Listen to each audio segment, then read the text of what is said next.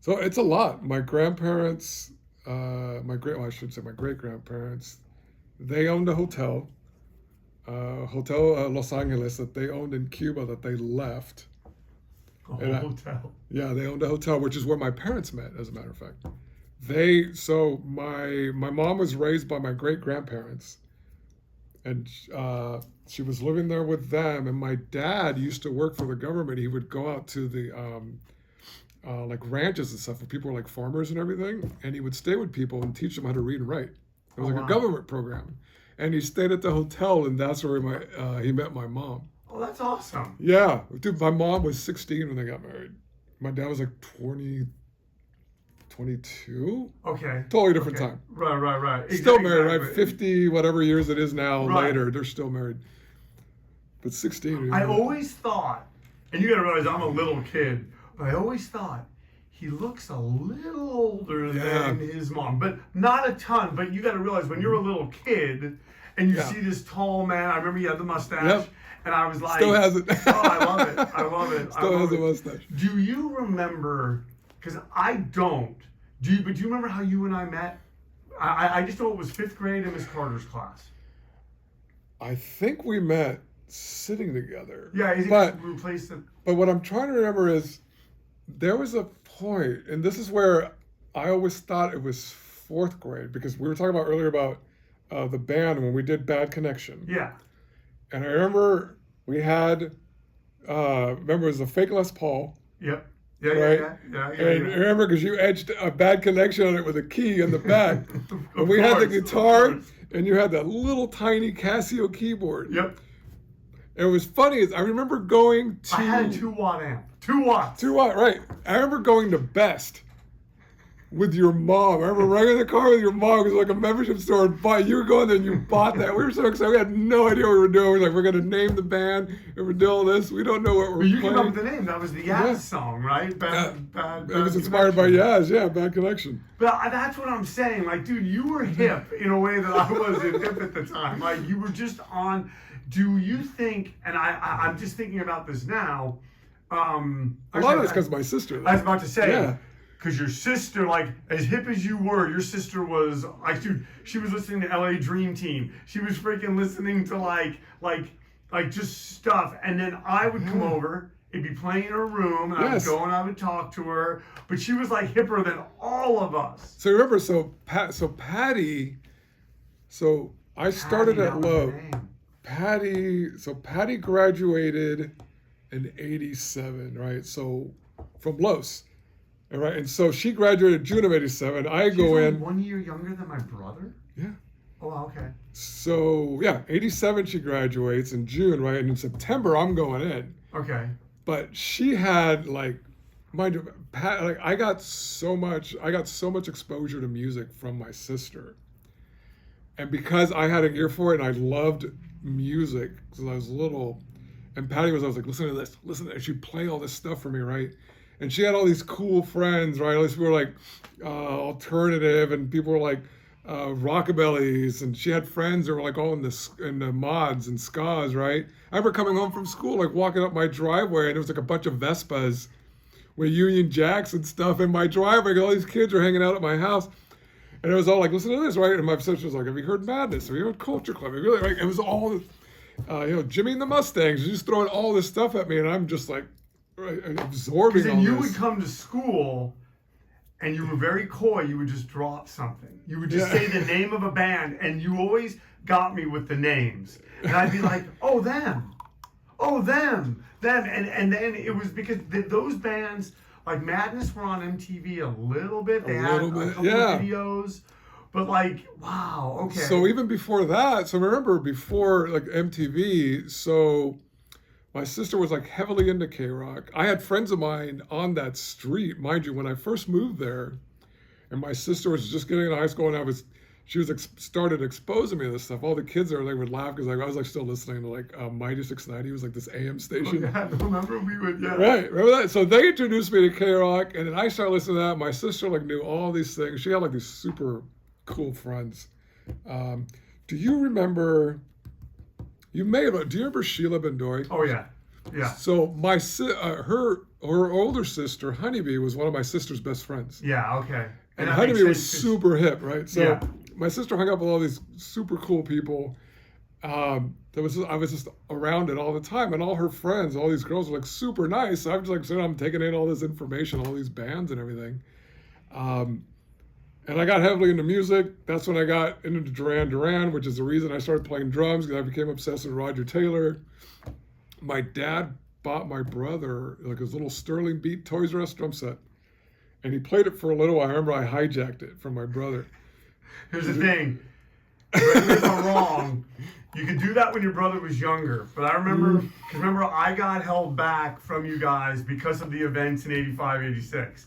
I would do, Oh, hold no, on. no, no, yeah, Okay, do your sorry. thing. Do Yeah, your exactly, thing. right? So I got held back, and then I was a senior when your brother was a freshman. And I remember I saw your brother in high school, and he was still sweetheart of a guy, but I could tell this wasn't a guy that we were like, this wasn't Herman's little brother anymore. Right?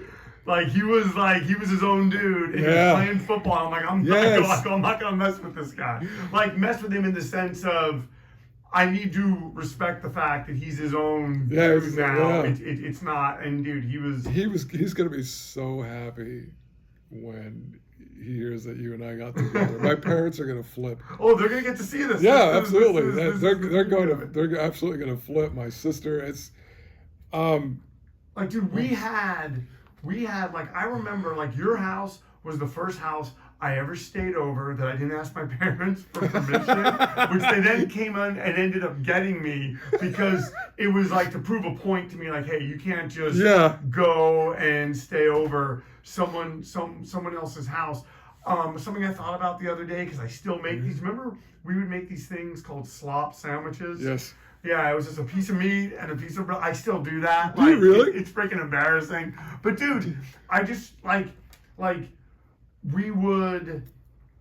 There was one thing when we were younger that I think shows in like the Best Days of My Life books and in the 85, 86 movie, and especially Cool Summer, which is a big reason why I made Cool Summer. We wanted to be older. Yes, absolutely. And absolutely. Do you think anything like? I guess my question for you is, now that we are older, like, is it really just what everyone tells you? Like, hey, be happy when you're young because it goes by. In my opinion, yeah, it is. It is. Being young is so phenomenal, and it really becomes the question, right? The whole the adage of if I knew then what I know now, right? Right. And just know, like I guess I was so happy, and I have friends that I tell these stories. I tell all my kids know all my crazy childhood stories. Now they have the book. And now they have the book. I mean, now it's in writing, right? And you got to realize that book, all this stuff. Just so you know, I always try to make this clear. None of it's definitive. It is because there's your perspective. Yeah. So I'm saying I would love to read your perspective on this stuff. That's why I wanted to talk to you, because I'm like. He's like such a huge part of this. Like so much of what I've gone on to do has to do with like when I was younger. I don't know if you remember this, but you were always very supportive of like my writing. Always from Mr. Lamb's, like just getting up and like reading stories. Remember, he would like let us read stories in front of the class, and then I ended up reading a bunch because I just kept writing them. You were always absolutely dude. By the way. No, it's right. Just no, I'm good. Don't worry. But yeah, I wanted you to know that I always appreciated that, because it's a big deal. Was like but then that's where like the movie Stand By Me comes into play, because we came of age together. Yeah. I'm saying we met in 5th grade, then we're doing 6th grade, 7th grade, and even though I had to do 7th grade twice, like, you guys were those friends for me. You guys were those crucial friends at a crucial time. And it's so much, right? Because and the writing. So I remember you and I going to Family 4 and sneaking in to see Platoon together. Of all the movies. Of all the movies, right? uplifting Where we films. snuck in to see Platoon, and we walked out of there, and you were just like head in the clouds, like, oh my God. I remember I remember going back to your house like a few days later, and you had written this huge manuscript, and you're like, I wrote my own version, and you're like, you got to read it. I'm like, holy crap! I'm like, are you serious right now? Give them to you, and I remember my thought every time I would give them to you to read. I would show you them. I remember thinking in my head, that poor guy, like.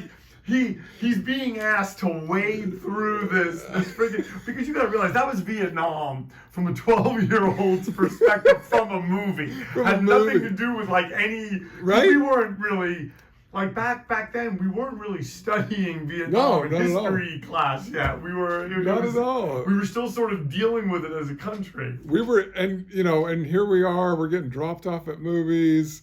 We're going to the movie theaters. We're loitering at Fountain Bowl. We're going to, remember that comic? The Land of Ooze and Ahs. Yes, thank you. We used to go in there.